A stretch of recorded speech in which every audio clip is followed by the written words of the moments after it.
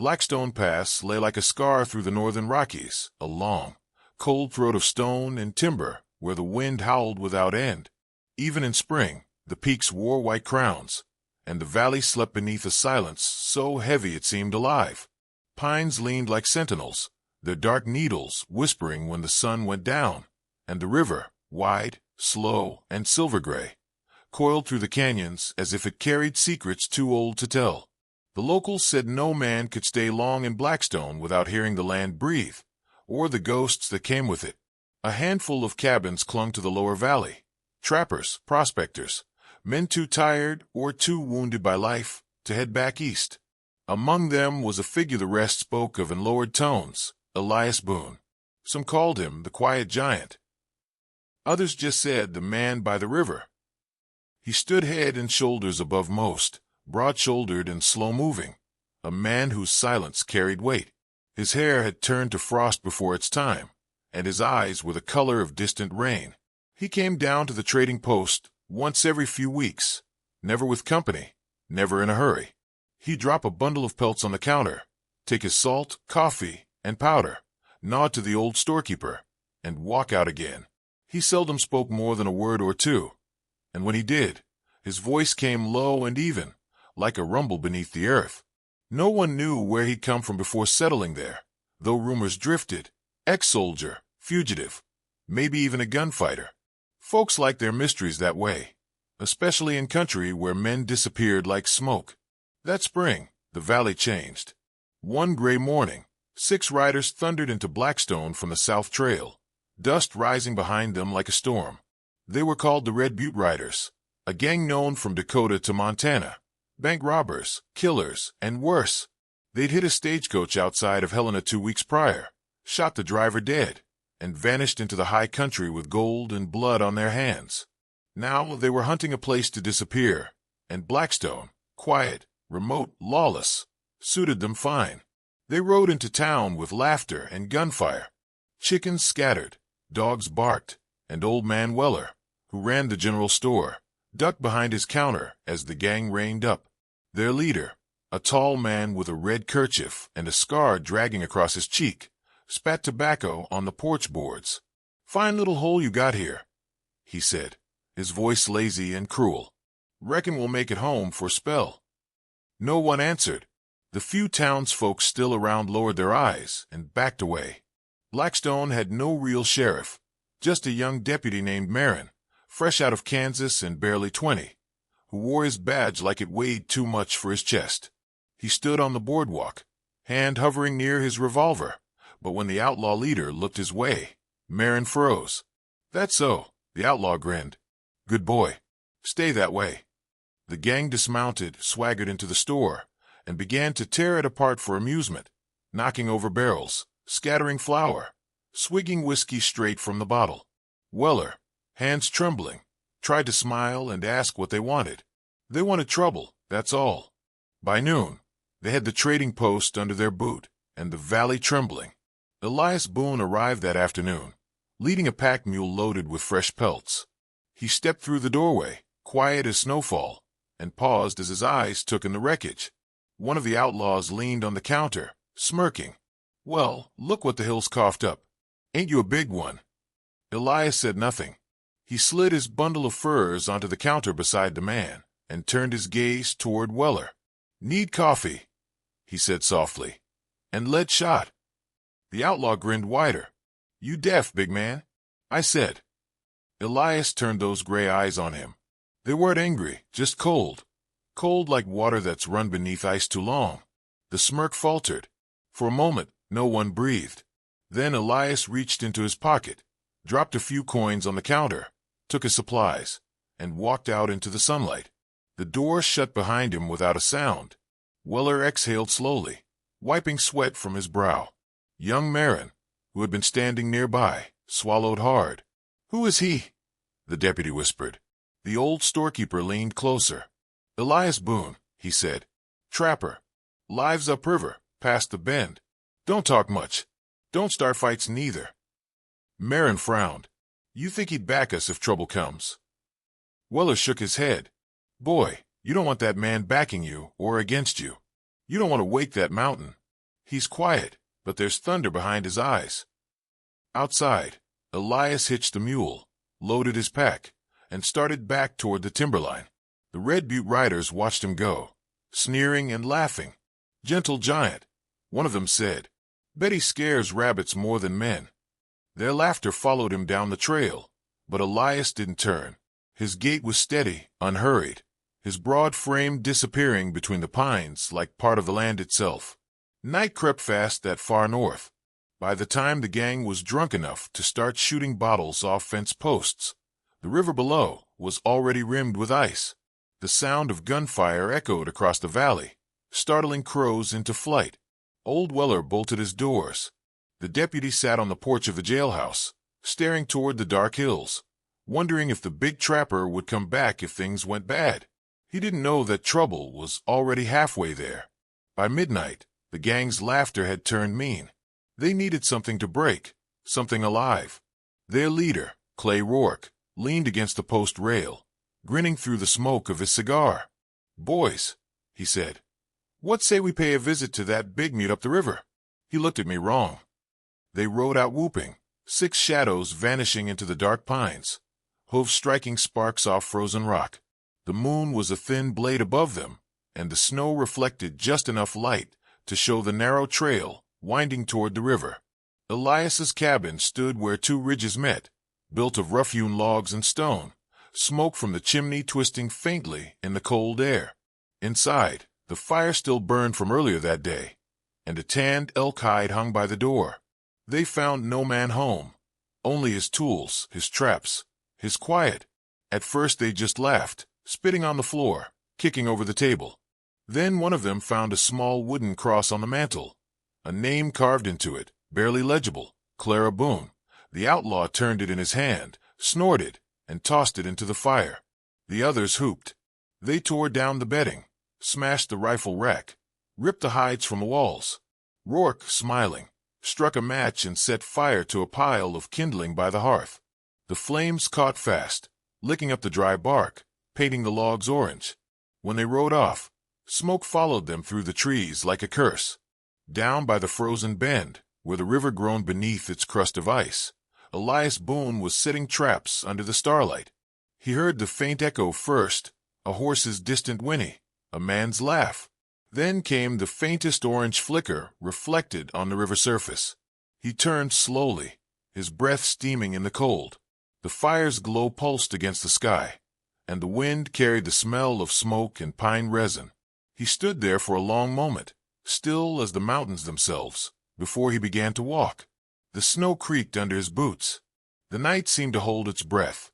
Somewhere far above, an owl cried once and went silent. Dawn came slowly to Blackstone Pass, pale light crawling over the peaks and settling on a world of ash. The river smoked with mist, and the snow along its banks was darkened with soot. Elias Boone stood at the edge of what had once been his home, a blackened ruin, surrounded by silence. The smell of burned pine clung to the air. Charred timbers jutted from the snow like broken ribs. The wind had blown the ashes across the clearing, dusting the grave beneath the old pine tree in gray. He didn't move for a long time. His breath rose in clouds, slow and heavy, as if the cold itself were trying to hold him still.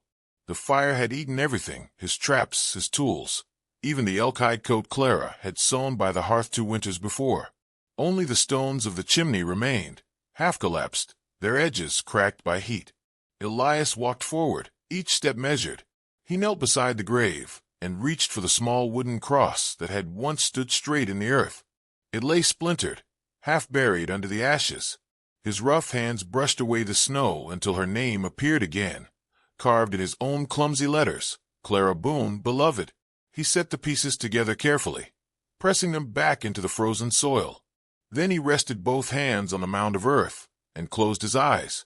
The wind whispered through the pine branches above, and for a moment he could almost hear her laugh, the way it had filled this same clearing when the world was simpler.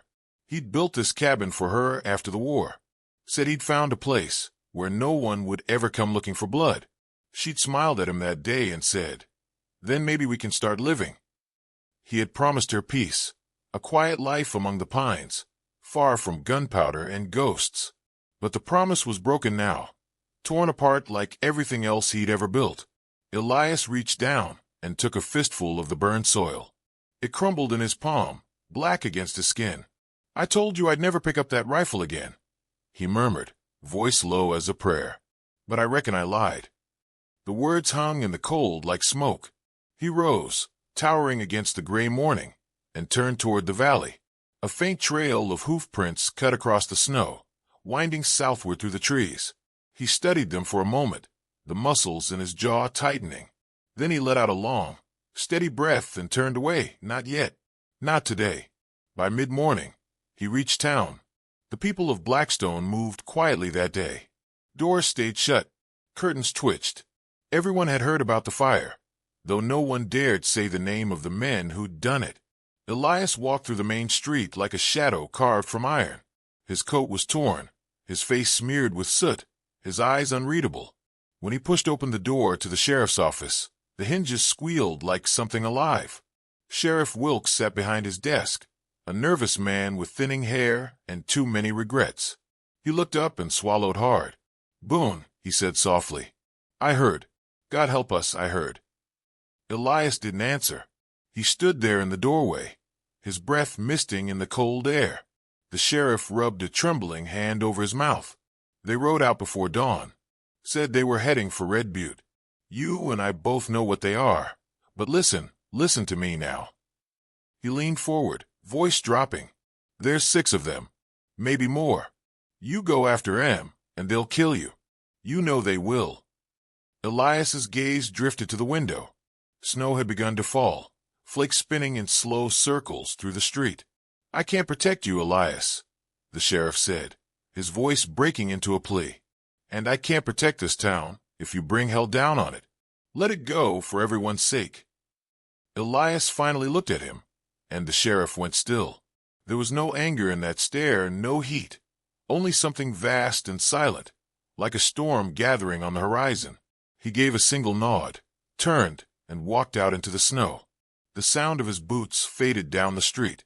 Sheriff Wilkes sat there a long while, staring after him. Then he whispered to the empty room, "Lord help the men who did this." Elias made his way back to what was left of his cabin. The snow had already softened the ruin, covering the blackened beams and filling the hollow where his fire pit had been. He worked methodically, clearing debris until he reached the stone floor beneath the ashes. His hands, cracked and scarred from years of cold, moved with quiet precision. Near the hearth, beneath a loose flagstone, he found what he was looking for, a long wooden case, burned on the edges, but still intact. He carried it to the stump beside the river, sat down, and set it across his knees. For a moment, he only stared at it. Then, with slow care, he unlatched the brass locks and lifted the lid. Inside lay a rifle wrapped in oiled cloth. The wood was dark and polished smooth by years of use. The barrel stretched long and gleaming, its surface engraved faintly with worn lettering. Asterisk Whitworth, Manchester. Asterisk it had been his companion once, long before Clara, long before peace. He ran a thumb along the barrel, feeling the cold metal beneath his skin. Memories came unbidden, blue uniforms in the fog, the thunder of cannon, the sharp, impossible silence that followed a perfect shot. He had been 20 then, a soldier who could split a coin at 500 yards. They'd called him Eagle-Eye Boone. The name had followed him through battlefields and nightmares until he'd buried it here in the mountains. But the rifle had waited, just as he had. Elias unwrapped a small pouch of oil and began to work. He cleaned each piece with deliberate care, wiping away the dust and ash until the weapon gleamed like new.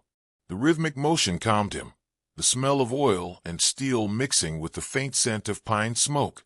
His hands were steady, his breathing slow.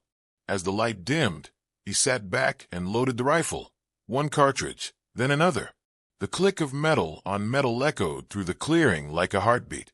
Snowflakes caught in his beard, melted, and ran down his face like tears.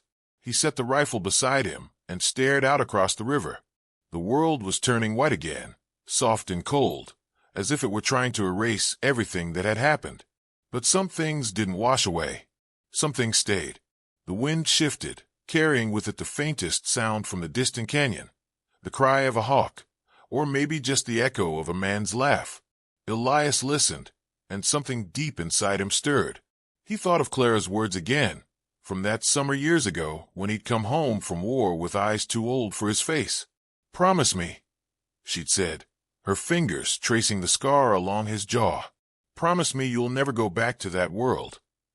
He had promised, but as he looked now at the black smoke rising from what was left of their life, he knew the world had come back to him. He rose slowly, the rifle cradled in one arm, and walked to the edge of the ridge. Below, the valley stretched quiet and endless beneath the falling snow. Somewhere beyond those ridges, men were laughing over whiskey and stolen gold, thinking themselves safe. Elias watched the horizon until the last light bled from the sky. The snow thickened, muffling every sound. He could feel the pulse of the earth beneath his boots, the old rhythm he'd tried so long to forget, the one that came before the shot, before the fall. He turned back toward the ruins of his cabin, a dark figure against the white storm, and vanished into the trees. Redbute Canyon was a wound in the earth, narrow, steep, and carved by centuries of wind that howled through its walls like voices of the damned. The Redbute Riders had made camp there, tucked between crimson cliffs that rose like jagged teeth. Smoke from their fire curled upward, vanishing into the gray dusk. They'd stacked their loot near the flames, gold coins, whiskey bottles, a handful of silver watches, and drank until laughter echoed off the rock faces. Clay Rourke sat apart from the others, sharpening his knife on a whetstone. The scar across his cheek caught the firelight, shining like a mark of pride. "Ain't nobody coming after us up here," he said, tossing the knife into the dirt beside him. "Not the law, not that big dumb trapper, not a soul." His men cheered, raising bottles and laughing. One of them, Lyle, kicked at the embers. "You saw the look on that feller's face when we burned his shack? Thought he was going to cry like a baby." Another man snorted. "He's probably halfway to Canada by now. Big man like that don't want trouble." But Clay's eyes narrowed. "Don't fool yourself. Quiet men ain't harmless.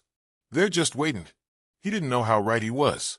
The wind shifted, and for a heartbeat the canyon fell silent. No crackle of fire, no rustle of wind. Then came a sound so soft it almost wasn't there, a faint click far up the ridge, like metal kissing metal. Before anyone could speak, Lyle's head snapped back. He made no sound. His hat flew off, and a neat red hole appeared just above his brow. He crumpled where he sat, eyes still open to the stars. The laughter stopped. No one breathed. Then the report reached them, an echoing thunder that rolled down the canyon walls, so far away it was impossible to tell where it came from. Clay froze. "Get down," he barked. The men threw themselves behind rocks and saddlebags, eyes darting toward the cliffs. "Who the hell?" Another shot cracked the air. A bottle exploded near the fire, glass scattering like rain. Then another man screamed. A bullet had grazed his shoulder. He crawled behind a boulder, clutching at the wound. "Where's it coming from?" one shouted. "Everywhere," another yelled. The echoes played tricks on them. The sound bounced between the canyon walls, splitting and twisting, so each report seemed to come from a different direction. Panic thickened the air like smoke. Clay snatched his rifle, scanning the ridges. Nothing. Just red stone and pale moonlight. But he could feel it. The eyes watching them from above, cold and patient. He spat into the dirt. "Spread out. He's up there somewhere." They moved clumsily, shouting to each other, boots sliding on loose rock. Another shot cracked, and one man's lantern shattered, plunging half the camp into darkness. The glow from the fire threw wild shadows across the walls, turning the canyon into a nightmare of light and motion. "Lyle's dead," someone cried. "He's picking us off." One of the outlaws panicked, leapt onto his horse, and kicked hard, trying to flee down the canyon. The animal barely made 10 yards before a shot rang out, and the horse dropped like a stone. The man tumbled into the dirt, shrieking as the dying animal thrashed beside him. The bullet hadn't touched him, just the horse. Clay's jaw tightened. Whoever this shooter was, he wasn't missing. He was choosing. "Get the fire out." Clay yelled. "Kill the light." But the flames were too strong, fed by spilled whiskey and pine pitch. The fire danced higher, painting the canyon in orange and gold. Clay's heart pounded. He knew what that light meant. It meant they were targets. A voice carried down from the cliffs, deep and steady, the kind that seemed to rise from the bones of the mountain itself. You shouldn't have touched her grave. The words froze every man in place. The echoes folded and multiplied, rolling down the canyon until it sounded like a dozen voices speaking at once. One outlaw whimpered, clutching his rifle. God help us. It's him, the trapper. Clay forced a laugh, but it came out thin. There ain't no ghosts. It's just a man. Still, he felt something crawl up his spine. That voice hadn't been shouted. It had been spoken low, almost calm, and yet it carried through the canyon as if the earth itself had carried it. He cupped his hands and yelled, "You think you can scare us, Boone? You burned with that cabin. You hear me?" The wind answered, but no human voice did. Moments later, a flicker of light appeared high on the cliff. Then another, on the opposite ridge. The outlaws jerked their guns upward. "He's got men," one cried. "He's got—" The first shot shattered a lantern. The second struck a rock near Clay's head, spraying him with chips of stone. He dove behind cover, eyes wide. He knew now there weren't men up there, just one. But he was moving fast, using the light and echo to make himself sound like an army. The night deepened. The snow began to fall, swirling in the updrafts, catching the firelight in 1,000 tiny mirrors. The air smelled of gunpowder and cold fear. Clay crawled to the fallen man's horse and grabbed the saddlebag of cartridges. He could hear his men whispering, pleading with each other, swearing they saw figures moving on the ridges. A shot answered every whisper, every flicker of hope. By the time midnight came, 2 more of his men lay dead. The others refused to move, trembling behind rocks slick with frost. Clay's heart hammered against his ribs. He pressed his back to the canyon wall, blood pounding in his ears. He thought of that giant in town, the calm way he'd walked out after being mocked. He remembered the old storekeeper's words. "You don't want to wake that mountain." He'd woken it. A sudden crack split the air. A bullet tore through Clay's shoulder, spinning him half around. He hit the ground with a grunt, his knife flying from his hand. Pain surged through him, hot and sharp. He crawled behind a boulder, clutching the wound, gasping through clenched teeth. The others stared at him, wide-eyed, waiting for orders he couldn't give. The fire had burned low, and the canyon was now lit only by the pale, merciless light of the moon. From above came a rustle of snow dislodged by a heavy step. Then silence. Clay looked up, eyes straining against the shadows. The moon slid out from behind a cloud, spilling its silver light across the upper ridge. There he was. Elias Boone stood outlined against the sky, massive, motionless, carved from the same stone as the mountains around him. His coat flapped in the wind, and the long barrel of the Whitworth rifle glinted in the moonlight. He looked less like a man than a judgment come walking. Clay felt the world tilt beneath him. His men stared upward, one crossing himself, another whispering for mercy. Elias didn't move for a long moment. The wind caught his voice when he finally spoke, calm and low but cutting through the air like a blade. "This is your reckoning." Clay's breath came in ragged bursts. "You can't kill us all, Boone," he shouted hoarsely. "You'll run out of bullets before." The next shot split the night. Clay flinched as it struck the dirt inches from his boot. He stared up again, heart racing. Boone hadn't aimed for him. He'd warned him. Then the giant stepped forward, descending from the ridge one slow, deliberate stride at a time. The snow gave way beneath his boots, and the wind carried the sound of his movements like thunder rolling down the canyon. The first light of dawn broke cold and sharp over Blackstone Pass, spilling across the snow like molten silver. The world held its breath. Smoke from dying campfires curled lazily upward, mingling with the mist that rose from the half-frozen river. Beneath the cliffs, the canyon lay strewn with bodies and silence. 5 men who had thought themselves wolves, now nothing but shapes in the snow. Only one outlaw still breathed. Clay Rourke dragged himself through the drifts, clutching his bleeding shoulder. Each movement tore a groan from his chest, but he didn't stop. Rage kept him alive.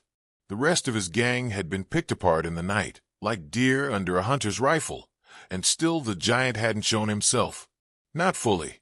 Just that voice, and those eyes in the dark. Clay's pride burned hotter than his pain. He wouldn't die hiding behind a rock like the others. If the devil wanted him, he'd have to take him face to face. He reached the river bend as the sun crested the ridge. Steam lifted off the water, golden against the cold air. His breath came in white bursts. He knelt there, his revolver trembling in his hand, and waited. The forest across the river stood motionless, rows of black pines and white snow, no sign of movement. But the stillness was wrong. Too clean, too quiet. Clay wiped the blood from his cheek and squinted into the light. Then he saw it, a faint glint from the ridge above, no bigger than a coin, flashing once and gone. He raised his gun, but the glare hit him full in the eyes, blinding him. He cursed and stumbled backward, firing into the light. The shots cracked through the morning air, echoing off the cliffs. Birds scattered from the trees. When the smoke cleared, there was nothing, just snow and silence. "Show yourself, you bastard!" Clay roared. "You think you can hunt me like some animal? Come down and finish it." A shadow detached itself from the trees. Elias Boone stepped into view. The light caught his figure, broad, tall, wrapped in a coat dusted with frost. He walked slowly down the slope, rifle slung at his side. His boots sank deep into the snow, each step deliberate, unhurried. Clay's heart thundered. He fired again, wild. The shots went wide. The giant didn't flinch. Elias stopped 10 paces from the river's edge. The wind stirred his gray hair. His eyes were unreadable. "It's over," he said softly. Clay spat blood and raised his pistol. "Not yet." The revolver clicked on empty chambers. The outlaw froze, staring at the useless weapon in disbelief. His hand shook as he reached for his knife instead, but by then Elias had already lifted the Whitworth. The sun flared again off the snow, blinding Clay a second time. For one fleeting instant, he saw only light, white, endless, and then the world snapped to black. When the echo faded, the river went quiet once more. The wind sighed through the canyon, carrying away the smoke. By the time Sheriff Wilkes and the townsfolk reached the pass, the day had fully broken. They rode cautiously, rifles ready, though none of them truly wanted to see what waited beyond the ridge. The first thing they saw was the wreckage of the outlaw camp, snow churned red, bodies scattered where they'd fallen. The second thing they saw was Elias Boone. He sat on a boulder near the river bend, rifle resting across his knees. His hat lay beside him, his head bowed slightly as if listening to something only he could hear. The morning light made him seem carved from the same granite that walled the valley. The sheriff dismounted slowly. "Boone," he said, "you alive?" Elias lifted his eyes, calm and steady. "Reckon I am." The men looked around, the dead, the horses still tethered, the gold untouched. No sign of struggle, no sign of haste. Just one man sitting in the snow like he'd been waiting for them. Wilkes swallowed hard. "You did this alone." Elias studied the river for a long moment before answering. "I've been hunting all my life," he said quietly. "Men just forgot they can be prey too." No one spoke after that. The sheriff nodded, removed his hat, and said a prayer for the dead. Outlaws or not, they were still men. When he looked up again, Elias was gone. His footprints led toward the high country, vanishing into the trees. Winter came down hard that year. Snow buried the ruins of Elias's cabin and smoothed over the grave beneath the old pine. When spring thawed the valley again, no one saw him return. His traps remained empty. His name faded from the ledgers at the trading post. But stories took root where his silence had been. They said a rancher's boy once saw him at dusk on the far ridge, just a figure against the sky, watching the valley below. Another man swore he found fresh wolf pelts hanging by the river one morning, though there were no tracks to show who'd left them. Old Weller, the storekeeper, claimed that when he rode through Blackstone one night, he heard a gunshot echo through the mountains, and the sound was so clean, so perfect, it made the stars tremble. Years passed. The valley grew quiet again. The Redbute Riders became nothing more than a story to frighten drifters and thieves. But in the long winters, when the wind carried strange voices through the timber, folks remembered the man who had brought justice down the mountains like a storm. Children grew up hearing his tale around campfires. The quiet giant, they called him. the trapper of Blackstone. Some said he'd been an angel sent to drive the wicked from the hills. Others said he was still out there, too stubborn to die, too proud to rest. The truth didn't matter anymore. Legends had taken his place. Sometimes, when the moon was bright and the snow lay untouched across the valley, travelers would see a flicker of movement high on the ridge, a silhouette broad as a barn door, walking against the light. The figure never came close, never spoke, but always seemed to be watching, protecting, waiting. The old sheriff lived long enough to see his hair go white. In his final years, he'd sit outside the jailhouse and tell the story to whoever would listen, his voice soft and slow. He wasn't a hero, not the kind you read about, he'd say. He was just a man who'd seen too much of what the world can take. But when it came for him again, he gave it back double. When Wilkes died, they buried him by the river bend.